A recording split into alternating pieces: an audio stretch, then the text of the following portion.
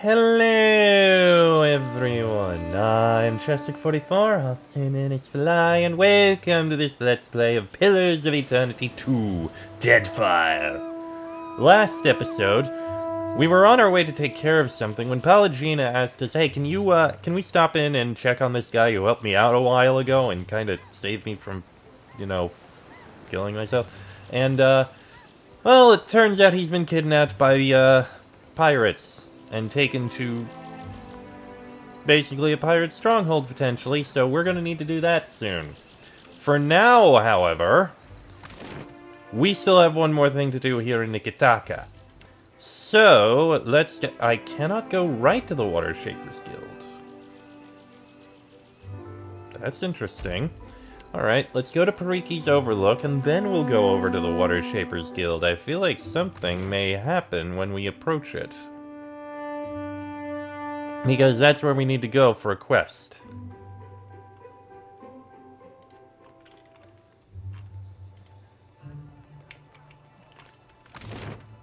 All the way up there.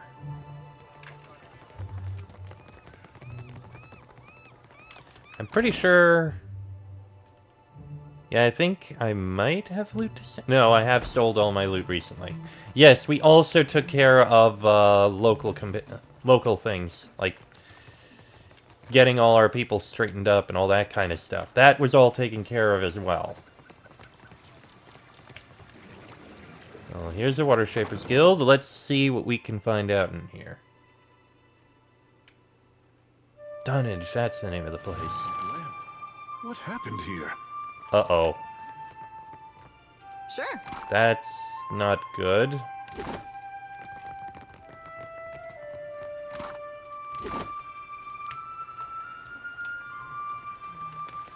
Everyone is dead. This is definitely not good.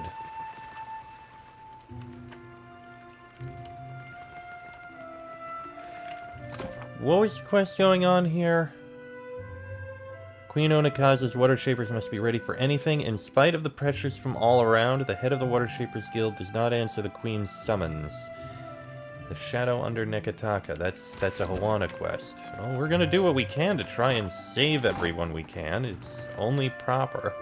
Only right. Oh! Those are Naga.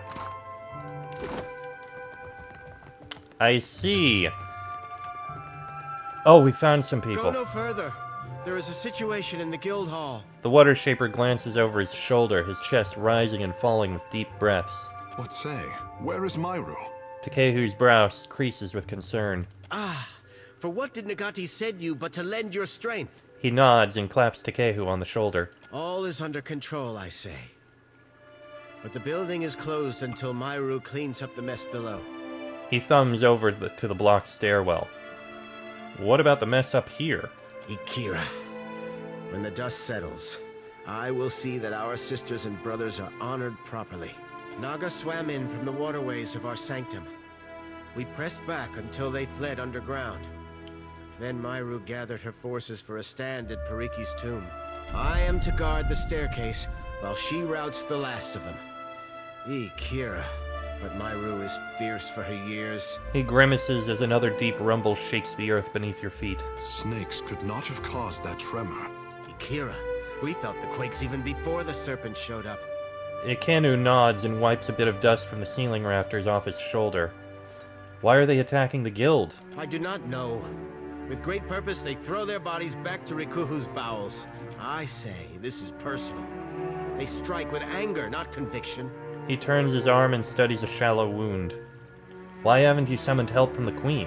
We are Watershapers. Onikaza knows we can walk over a few snakes. Myru, though, I say she would not turn down reinforcements. He eyes you up and down, nodding as the idea takes root. And, what's causing those tremors? Because that could be more worrying. Not snakes, I say. Unless they brought a battering ram. I hope Myru leaves something for me. Ha! I say you will have to run fast. She could cut through Naga like a harpoon through blubber. I will remain and dispatch any snakes who slither past you. Good hunting. Thank you. Let's get down there and give what help we can. Pretty sure she's gonna need it. On the plus side, The sharpshooter is Maya's gonna be actually useful in this fight.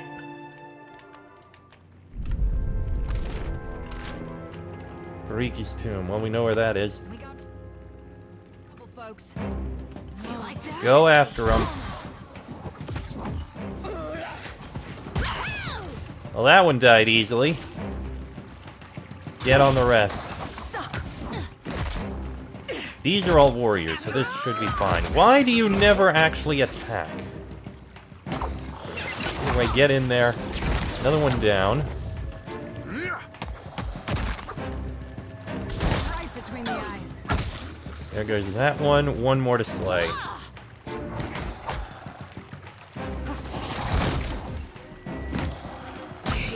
There we go.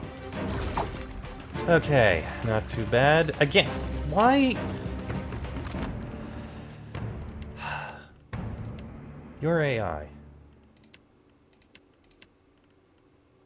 I don't know why the animal companion isn't doing their auto attack. Makes no sense. Why not?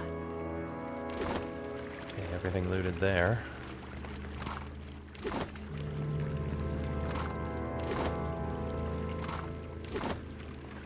Alright, let's get into the tomb. Oh, curse on all snakes. She's not doing well. The Guildmaster lifts her gaze to meet yours, her eyes struggling to focus. She's been slashed and stabbed numerous times, and her robes are soaked red with blood. Myru! Oh, gods, look what they've done to you! Takehu covers his mouth with both hands as he surveys her injuries. Peace, Takehu. I gave back 10 times what I took. Too many. Even for me. She sputters on a mouthful of blood, but still manages a red-rimmed smile. We have to get you out of here. Holding myself together. More important matters. She clutches a wound across her guts and winces. You are too stubborn to die, old shark. His voice wavers as a fresh gout of blood seeps between Myru's fingers. For once, Takehu, just listen. She raises a steady hand to cover his trembling one. The rod of the deep. Ugh, I've lost it. Taken. You'll need to... Myru coughs, spitting up blood. For every word she struggles to voice, her breath gets progressively shallower. Find the rod. Get through the stone door by the entrance. Stop exerting yourself or you'll bleed out. Don't you think I know how much water I've lost? She grimaces up at you, the color draining from her face. Wards. Failing. Hurry, before it escapes. Myru gives you a bleary look as her focus begins to slip away. Wards? I haven't seen any wards. Pitied Isengati, Lady of Lament, as the pearl orb of the heavens. She wheezes as she struggles to get the words out. It doesn't sound like she's even addressing you any longer. The Guildmaster's eyes glaze over, and she falls silent. Myru? Myru? Takehu takes her by the shoulder and shakes, gently at first, then harder. At last he stops, pulling away and bringing his hands to clutch his brow. Ngati. She's dead. Strange last words. The words of Pariki's devotion, I say. An old prayer to Ngati. It must have meant something to her. We still don't know why this is happening. Myru told us to seek a rod and a door. A vague plea, I say. But I would honor her last wish. Let's go. There's nothing we can do for her. Akira, the others will see to her once we've cleaned up the last of this mess.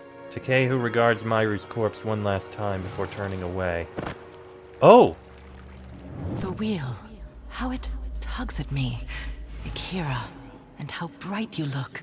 Myru's attention snaps toward a distant speck of light, but she shakes it off to remain in the moment.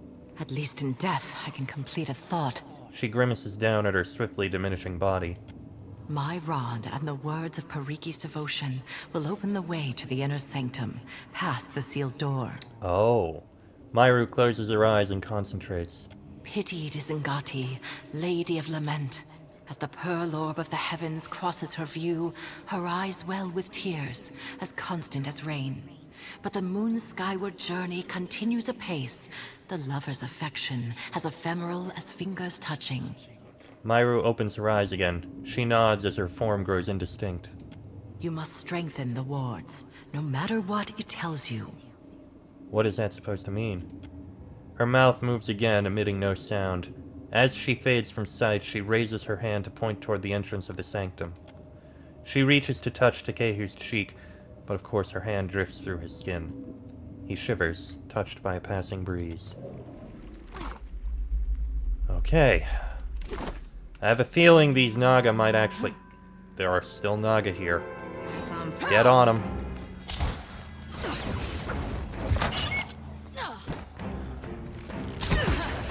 Still got it. Looks like we're gonna have to hunt through this place, find all the Naga, and take them all out. One of them has the rod we need. Clearly.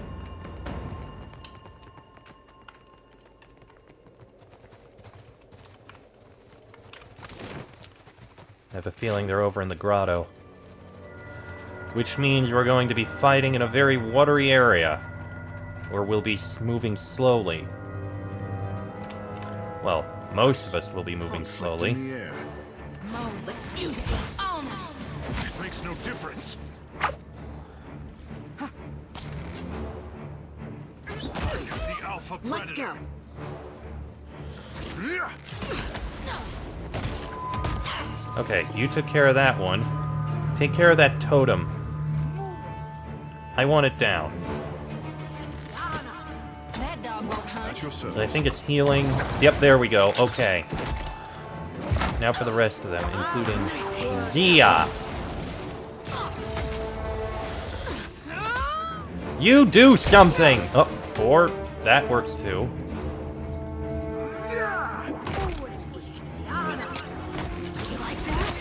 Okay, we are taking down that warrior. Good. You were saying? Say your prayers. There goes their leader.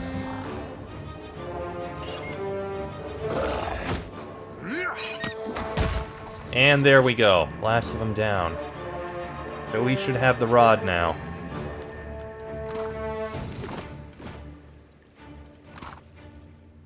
Rod of the Deep Hunter. This unassuming length of driftwood hums with power, and waves of energy seem to break against its surface with the relentless pressure of the tides. The copper is well preserved despite its age, and it pulls with an invisible force like the tug of a dowsing rod. Torque of intellect. Okay, good news is we have the rod. And we know where the door is, so we should be able to open it.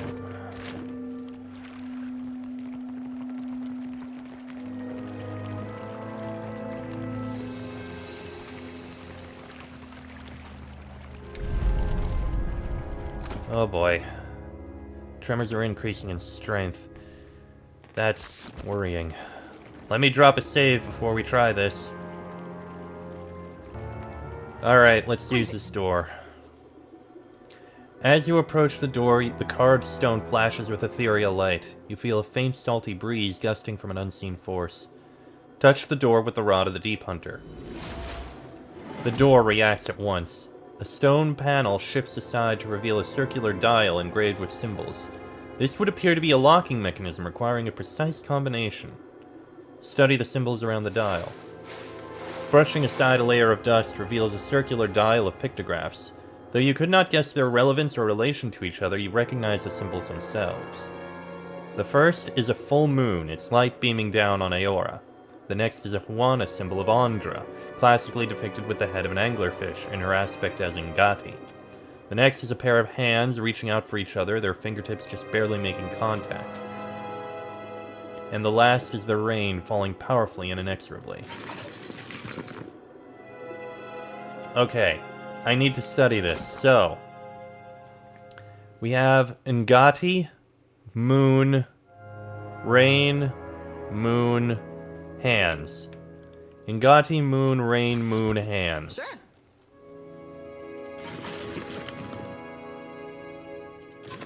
So we have Ngati.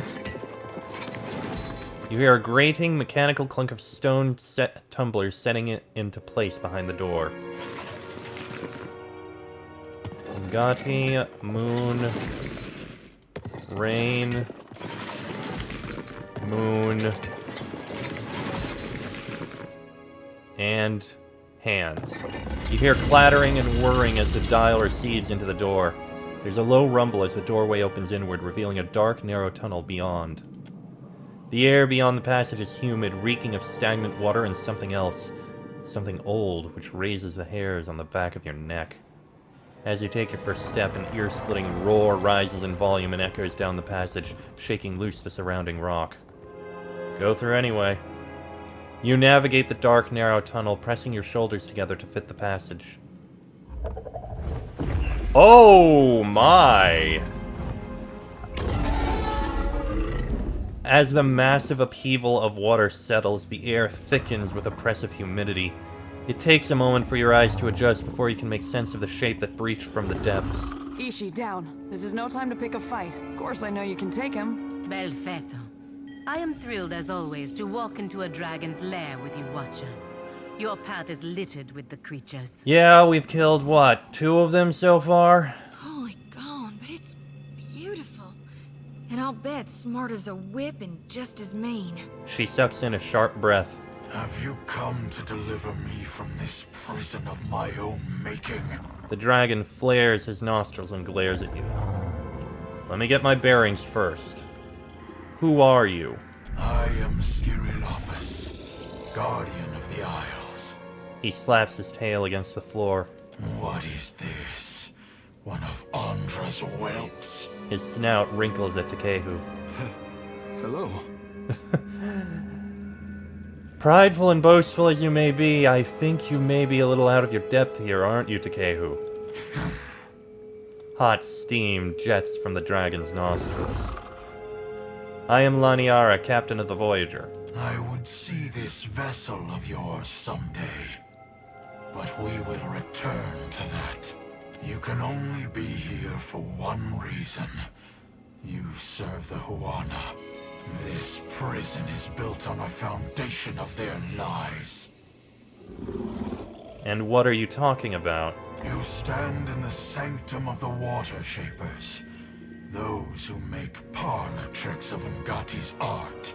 An art in decline. The Huana Covenant has failed. With each grain of sand surrendered to outsiders, Ngati draws her favor away from her chosen people. Takehu, could this be true? He stares up at the dragon, oblivious to you until he blinks and returns to the moment. I only know an interpretation of Ngati's covenant, but Akira, it is possible. The guild hides how their acolytes struggle. Their ancestral forms no longer respond as they once did. Soon, there will be no Watershapers to remember them. I like what I'm hearing so far. Smiling to herself, Maya folds her arms. Daughter of the West, what I intend for the Huana is nothing to what I will inflict upon your fleet. Ooh. The dragon huffs a breath of steamy air. Maya only narrows her eyes and shifts her weight. When their mighty talent went into decline, I gave the Huana the strength to raise the very sea against our enemies. For my generosity, they bound me to this chamber by my soul. Oh. This cannot be true, I say. The half-breed's naivete is charming. I see why you suffer his company. And now the Deadfire dies in my absence. The luminous Adra shrieks in agony, calling out for a guardian. You're the reason the Watershapers are so powerful. The Huana of ages past could have shaped the very Deadfire to their liking. Now their backs have turned against Ngati's covenant. Their art is an echo of its former glory. Raising a shaking hand to his mouth, Takehu blinks up at the dragon. By Ngati, he speaks true. Your disgrace, so pure and concentrated. And the other Watershapers knew nothing about this. Clever Pariki twisted the forms of her art. Rather than give obeisance to Ungati, they draw from the wards of this prison. The dragon shows his teeth, his steaming breath rising from between each fang. None but the masters of the guild ever knew this. Mother, Ngati never told me this, I say.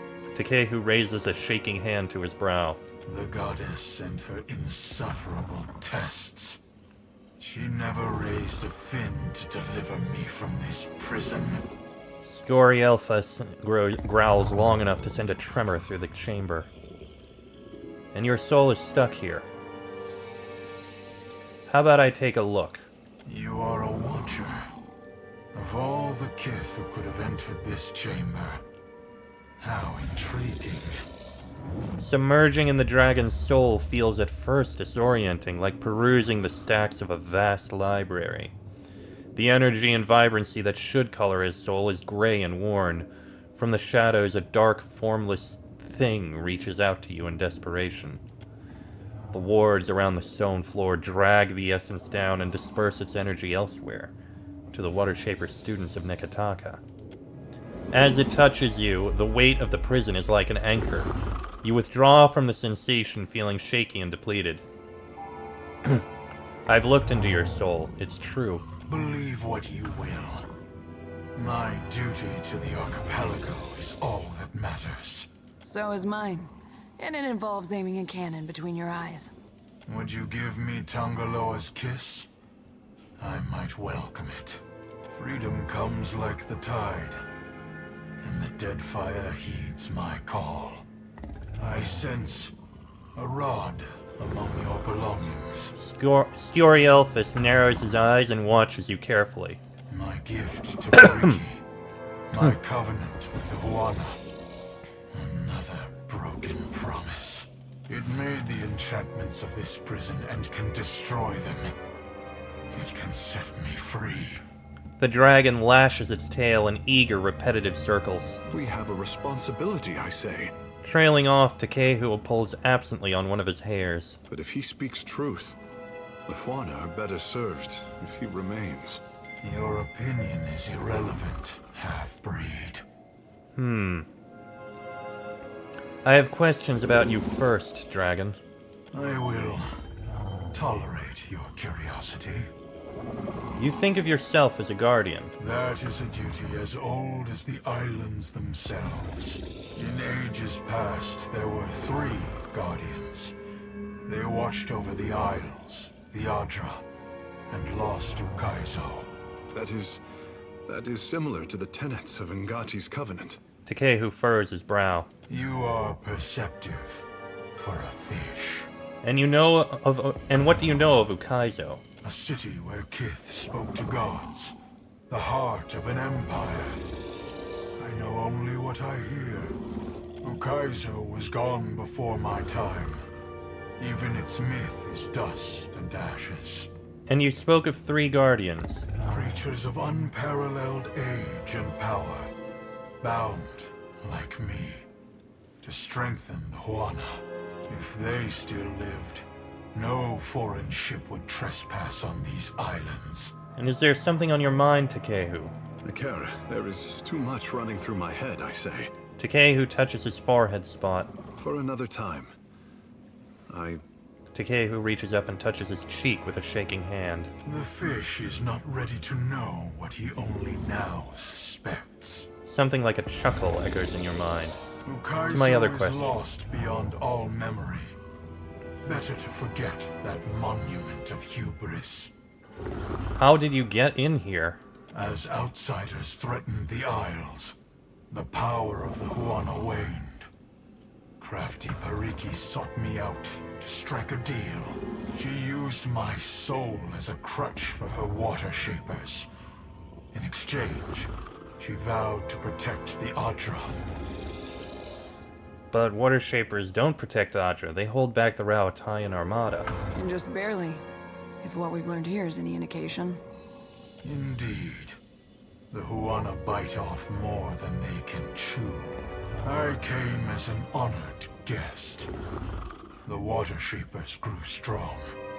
And new conflicts replaced the old. When I resolved to go, my captors left me here, cheated and howling in the dark. And what if we excise the imprisoned portion of your soul from the rest? No. My soul is not for the taking. Not by you, or any of the outsider spirit thieves. It can be done without harming you. I just need to inspect the wards. He lets out a distasteful hiss. Very well. I give you one chance. Time has weakened the wards enough that I can leave this cell without you. There will be a debt of pain that I have no wish to incur. Betray me, and I will summon as many waves of Naga as it takes to shatter this prison. The dragon unclenches his jaw and watches you in silence. I make no promises to cooperate. This is something we can do. Enemies. A raised wardstone stands out from the watery floor of the dragon's prison. The runes engraved along its surface glow with a pale light. We'll inspect it. Enchantments coursing through the stonework keep the dragon tethered to the spot and siphon energy from his soul. The spells of imprisonment look more recent. The siphoning enchantment merely sips at the dragon's essence and disperses it elsewhere.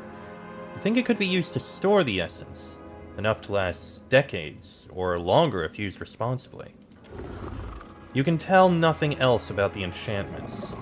The ward flashes, causing the Rod of the Deep Hunter to tremble in your pack, as if the two share some arcane affinity for each other.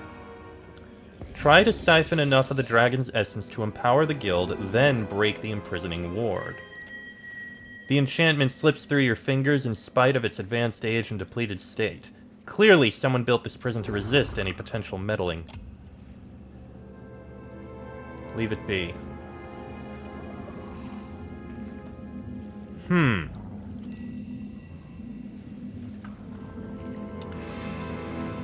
That's something that would be very useful. Why not?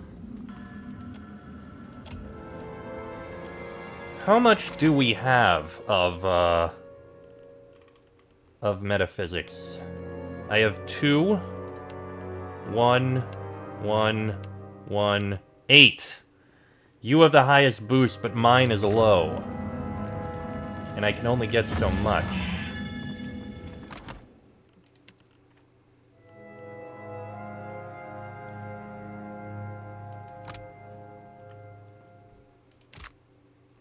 Do I have a way I can boost metaphysics?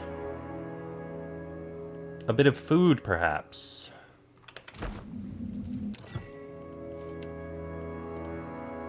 Okay, that would not help at all. I don't think food actually specifically helps metaphysics.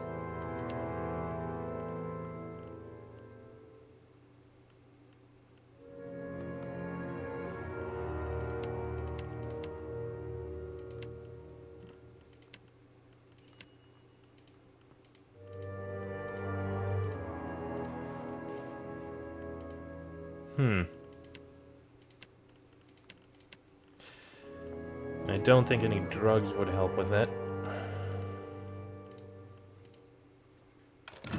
If I had you speak... No, that doesn't help. Give me a moment. You need something.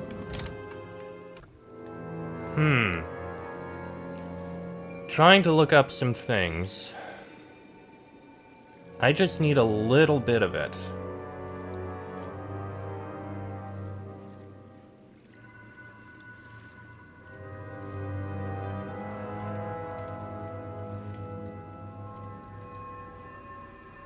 I have 7.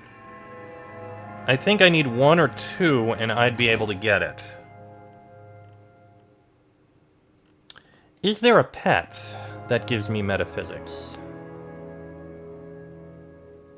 Perception, might, ranged weapons, stride, healing done, stride, perception, resolve, accuracy.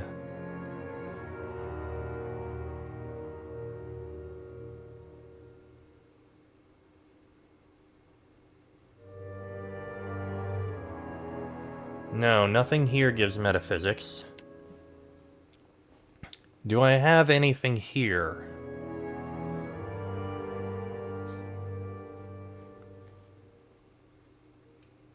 If I just type this in... No, that doesn't actually help. 'Cause I just need a little bit.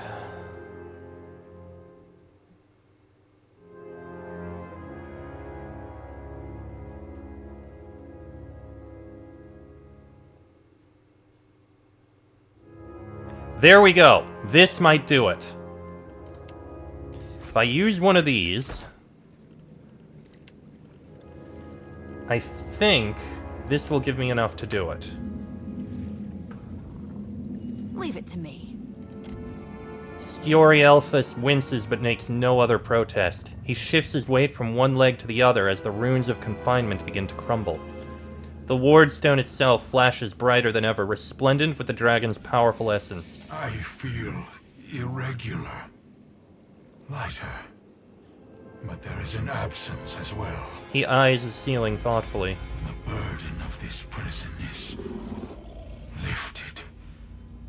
I will return to the beloved Atra. Sciorielphus flexes his claws and lets out an exultant bellow. Will you consider showing mercy against those who wronged you? Mercy. Only for those who showed mercy to me. The rest... He splits his jaws into a lethal grin. Should your hopes darken on the high seas, you will feel a welcome chill as my shadow passes over your deck. Depend on it. Roaring with triumph, Sciorielphus aims his body at the rocky ceiling and takes off. Sciorielphus beats his wings, lifting his massive form above the ground of his watery prison. He stretches open his jaws and roars, the ensuing blast blowing out the top of his prison, exposing it to the sky above. For the first time in untold years, natural light floods the interior of the chamber. He snaps his wings a second time, flying through the exit with wild abandon, tilting at reckless, unpracticed angles as he builds incredible speed. When he emerges, shrieks of horror and dismay grow in volume. Moments later, as he passes out of view, you hear an explosion of splintered wood, upheaved water, and incredible devastation on the southwestern corner of the island. Well, something just happened. Alright, well, I'm going to have to end this episode here, and next episode, we'll be speaking with the Queen. I'm pretty sure she's going to have something to say. That'll be in the next episode, so until then, I am Chester44, also known as Fly.